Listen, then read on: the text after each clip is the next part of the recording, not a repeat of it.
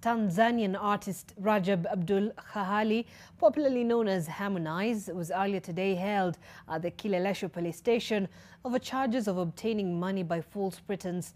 But the musician says that the case was as a result of a once brotherly relationship between him and comedian Eric Omondi, which Omondi took advantage of. It would take the intervention of former Nairobi Governor Mike Sonko to ease the tension. The plan was simple. Tanzanian artist Rajab Abdul Hahali, also known as Harmonize, was to fly into the country to honor the Africa Moja concert at KICC. Instead, this happened. Harmonize has punched me in front of the LCPD of Kileleshwa. Here is this. Amenipiga ngumi mbele ya OCPD, mbele ya Mike Sonko. Today, the Kileleshwa police station was the setting for the musician who was summoned on charges of obtaining money by false pretense, according to a complaint filed by comedian Eric Omondi and several club promoters. Harmonize failed to appear at the events he had committed to. However, his entourage denies this. So the mistake of Eric Omondi, he didn't talk to us, he didn't talk to the promoter, he didn't talk to the people who normally bought Harmonize, who bought tickets for them, who paid Harmonize. Then there was this.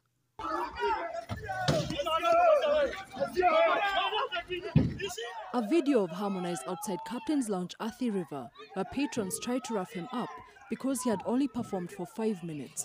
According to the proprietor, the initial agreement was for 1.5 hours, and he intends to take the matter to court because he has suffered damages to the tune of 3 million shillings. They said Harmonize will only perform if I pay 450,000. We negotiated to 350, but later they came and said I have to top up to 450, which I paid. And I made arrangements for everything. I set up a stage. Harmonize, on the other hand, disagrees. Nadhani sasa misunderstanding ilikuwa between event organizers na promoters ambao wameleta. Nafikiri wao pia walikuwa na contract yao nyingine ambayo mimi sijui na wala. Today I have decided myself I'm not going to make meet and greet because for other people it's a little bit hard to understand.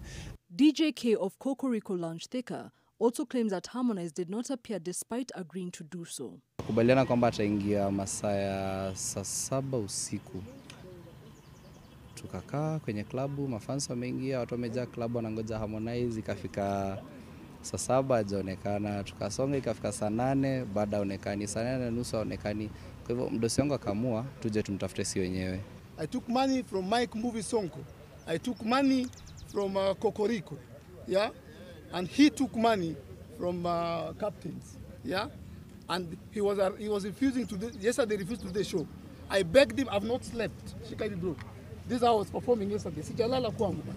Harmonize claims that Eric had ulterior motives when he first told him he would help him promote his appearances. Nachoangalia ni long relationship. Money is nothing.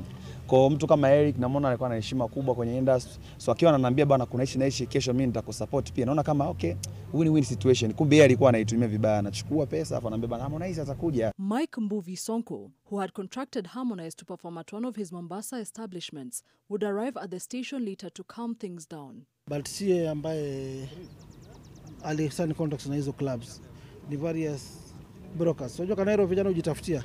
He denied having witnessed any altercation between Harmonize and Eric, for which Eric had filed charges.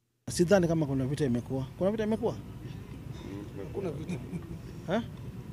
I'm not aware. I'm not a witness of that. I did not witness. Eric, which Eric, by the way? Do you understand what I said? Wewe unaweza kupiga mtu kwenye kituo cha polisi. Does that make sense? Harmonize was later released, saying the charges against him had been dropped. The incident has shed light on the contract terms loopholes that those in the entertainment industry frequently overlook. 5 ingredients must be present for a contract to take place: an offer, acceptance, consideration for the other party must be shown, mutuality of obligation, and capacity to contract. Ngena Kirori, NTV.